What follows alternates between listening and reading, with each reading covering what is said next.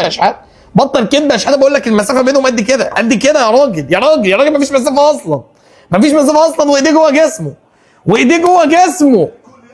والله العظيم لو هاند بول لو هاند بول، بس وربنا ما فيها حاجه. عشان لما بيقولوا بيب بيب بتزعلوا. دلوقتي قانون لمسه اليد بالنسبه للمهاجم غير بالنسبه للمدافع.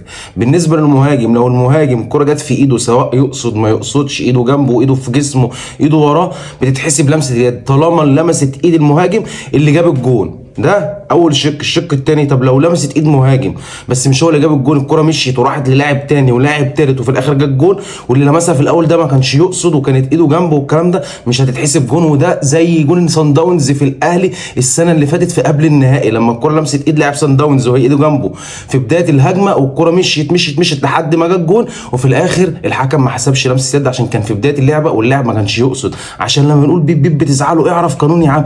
ده اول حاجه. تاني حاجه بص بقى بيقول ايه. احسب يا عم وفرح الدنيا كلها، احسب وفرح الدنيا ولسه في شويه وقت. يا ملك ملوك التوقعات قال 1-1 وادي 1-1. هيموت ونخسر، هيموت ونتعادل. يا بيشجع كل هتشجعوا افريقيا كلها واحنا بنلعب، عشان بترجعوا تقولوا انتوا بتشجعوا الفرق ضدنا. بص هيموت والزمالك يخسر او يتعادل حتى، كأن الزمالك بيلعب تل ابيب. انا مش هتكلم، بس الزمالك بطل الدوري والكونفدراليه وياخد السوبر الافريقي وكل البطولات باذن الله، ويشجعوا بقى افريقيا كلها. سلام.